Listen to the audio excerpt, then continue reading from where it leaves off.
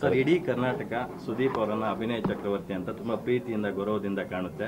Because of ನೀವು ಮಾಡಿದಂಥ ಸಿನಿಮಾಗಳು, ನಿಮ್ಮ ನಡೆ ನುಡಿ ಎಲ್ಲವೂ ಒಂದು ಮ್ಯಾಟರ್ ಆಗುತ್ತೆ. ಆದರೆ when it comes to proximity, ನಿಮಗೆ ಚಿತ್ರದುರ್ಗ ಅಂದಾಗ ಸ್ವಲ್ಪ ಮನಸ್ಸಿಗೆ ಹತ್ತಿರವಾದಂಥ ಪ್ರದೇಶ.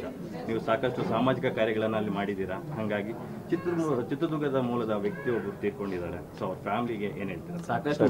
ಇದು ಆಕ್ಚುಲಿ ಸರ್ ಏನು ಹೇಳ್ತೀನಿ ಕೇಳಿ, ಇಲ್ಲಿ ಒಂದು ಜೀವ ಹುಟ್ಟಿತು ಇಲ್ಲ ಒಂದು ಜೀವ ಹೋಯ್ತು ಅಂದಾಗ ಇಂಥ ಊರಲ್ಲಿ ಹುಟ್ಟಿದ್ರೆ ಮಾತ್ರ ಅದನ್ನು ಜಾಸ್ತಿ ಸಂಭ್ರಮಿಸ್ತೀನಿ, ಇಲ್ಲ ಇಂಥ ಊರಲ್ಲಿ ಮಾತ್ರ ಹೋಯ್ತು ಅಂದ್ರೆ ಅದನ್ನು ಜಾಸ್ತಿ ದುಃಖ ವ್ಯಕ್ತಪಡ್ತೀನಿ ಅಂತ ಹೇಳೋಕ್ಕಾಗಲ್ಲ ಸರ್. ನಾನೊಬ್ಬ ಕನ್ನಡಿಗ.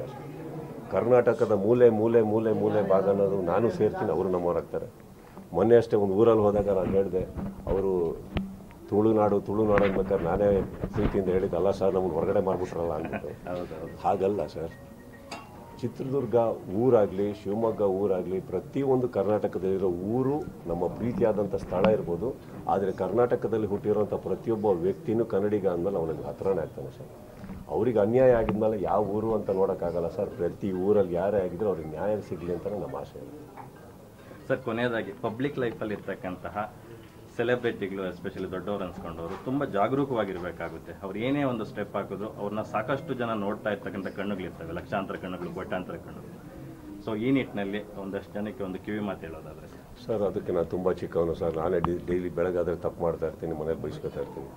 ಸೊ ಇಲ್ಲಿ ಯಾರು ನಾವು ಸೆಲೆಬ್ರಿಟಿಗಳು ಅಂದ ತಕ್ಷಣ ಮಾತ್ರಕ್ಕೆ ನಾವು ಯಾರು ದೇವರಲ್ಲ, ದಯವಿಟ್ಟು ಆ ಥರ ಟ್ರೀಟು ಮಾಡಬೇಡಿ, ಆ ಥರ ಅಂದ್ಕೊಂಡ್ಬೇಡಿ. ಆ್ಯಂಡ್ ನಾವು ಮಾಡೋದೆಲ್ಲ ಸರಿನೇ ಮಾಡಬೇಕು ಅನ್ನೋ ಅಂಥ ಒಂದು ಪ್ರೆಷರು ನಮ್ಮಲ್ಲಿ ಹಾಕಬೇಡಿ ಆಗುತ್ತೆ. ಯಾಕಂದರೆ ತಪ್ಪುಗಳನ್ನು ಮಾಡೋನೇ ಮನುಷ್ಯ, ಫ್ಲಾಪ್ಗಳು ಕೊಡೋನೇ ಇರೋ ಸರ್. ಕಲಿಯೋಣ, ಮುಂದೋಗೋಣ. ಓಕೆ, ಕಲ್ಸೋದಕ್ಕಲ್ಲ ಸರ್ ನಾನು ಬಂದಿರೋದು, ಕಲಿ. ಸರ್, ಈಗ ವೇದಿಕೆ ಮೇಲೆ ಕಾರ್ತಿಕ್ ಬಗ್ಗೆ ಒಂದು ಒಳ್ಳೆ ಕಿವಿ ಮಾತು ಹೇಳ್ತೀವಿ, ಹೀರೋಗಳಾಗಬಾರ್ದು ಅಂತಕ್ಕಂಥ. ಹೀರೋ ಆಗಬಾರ್ದು ಅಂತ ಹೇಳಿಲ್ಲ, ಹೀರೋ ಆಗೋದು ಯಾವಾಗ ಬಿಡ್ತಾನೆ ಅವಾಗ ಹೀರೋ ಆಗೋದು ಅಂತ. ಸರ್, ಫೈನಲ್ ಚಿತ್ರೋದ್ಯಮ ಏನು ನಿಲುವು ತಗೋಬೇಕು ಅಂತ ನಿಮ್ಗೆ ಅನ್ಸುತ್ತೆ ಸರ್? ಚಿತ್ರೋದ್ಯಮಕ್ಕೆ ಏನು ನಿಲುವು ತೊಗೊತೀರ ಅಂತ ದಯವಿಟ್ಟು ಕೇಳಬೇಡಿ. ತೊಗೊಂಡಾಗೆಲ್ಲ ನಾವೆಲ್ಲರೂ ಎಷ್ಟು ಜೋಕ್ಸ್ ಆಗಿದ್ದೀವಿ ಅಂದರೆ, ಯಾರೋ ಒಬ್ಬರು ಬರ್ತಾರೆ, ನಮಗೆ ಸಿಕ್ಕಾಪಟ್ಟೆ ಹೊಡಿತಾ ಇದ್ದಾರೆ ಇವರು ಮನೆಯಲ್ಲಿ ಅಂತ ಹೇಳ್ಬಿಟ್ಟು ಇನ್ನೊಬ್ಬರು ಮನೆಗೆ ಹೋಗ್ತಾರೆ, ಅವರಿಗೆ ಸಪೋರ್ಟ್ ಕೇಳ್ತಾರೆ, ಅವ್ರಿಗೆ ಸಪೋರ್ಟ್ ಮಾಡ್ತಾರೆ. ಫೈನಲ್ ಆಗಿ ಅವರಿಬ್ಬರು ಒಂದಾಗ್ತಾರೆ, ಸಪೋರ್ಟ್ ಮಾಡಿದವ್ರು ಗೂಬೆಗಳ ಥರ ಕಾಣಿಸ್ತಾ ಇರ್ತಾರೆ. ಪಾಠ ಮುಗೀತು. ನಾವೇನು ಮಾಡಬೇಕು, ಮನೆಗೆ ಹೋಗ್ಬೇಕು, ಚಾನಲ್ ಆನ್ ಮಾಡ್ಕೊಬೇಕು, ನಿಮ್ಮ ನ್ಯೂಸ್ ನೋಡ್ತಾ ಇರಬೇಕು, ಏನೇನು ಹೇಳ್ತಾ ಇದ್ರೆ ಅಂತ ನೋಡ್ಬಿಟ್ಟು ನಾವು ಏನೇನು ಮಾಡಬಾರ್ದು ಅಂತ ಕಲಿತಾ ಇರ್ಬೇಕಮ್ಮ. ಇಂಥದ್ರಲ್ಲಿ ನಿಲುವು ಬೇಡ ಸರ್. ಈ ಹಿಂದೆ ನಟ ಜಗ್ಗೇಶ್ ಅವರನ್ನ ಬ್ಯಾನ್ ಮಾಡಿದಾಗ ಅಣ್ಣವರು ಒಂದು ಮಾತು ಹೇಳಿದ್ರಂತೆ, ದಯವಿಟ್ಟು ಚಿತ್ರರಂಗದಲ್ಲಿ ಬ್ಯಾನ್ ಅಂತಕ್ಕಂಥ ಪದವನ್ನು ಯಾರಿಗೂ ಬಳಸಕ್ಕೆ ಹೋಗಬೇಡಿ, ಏನೇ ಇದ್ರು ಮಾತುಕತೆ ಮೂಲಕ ಇಲ್ಲೇ ಎಂಡ್ ಮಾಡ್ತೀನಿ.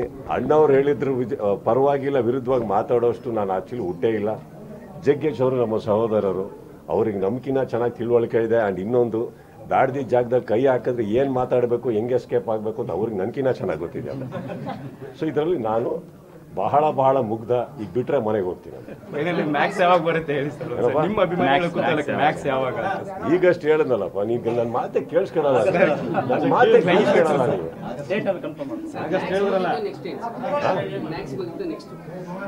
ಫಸ್ಟ್ ಆಫ್ ಆಲ್ ಮ್ಯಾಕ್ಸ್ ಮುಗಿಸಿ ಹೊರಗೆ ಬಿಟ್ರೆ ನನ್ನನ್ನು ನಂಬ್ಕೊಂಡಿರೋ ಸ್ವಲ್ಪ ಬಿಡ್ತಾರ. ಈಗ ನೆಕ್ಸ್ಟ್ ಯಾಕಪ್ಪ, ಮನೆಗೆ ಹೋಗೋಣ, ನ್ಯೂಸ್ ಚಾನಲ್ ಆನ್ ಮಾಡೋಣ. Thank you sir.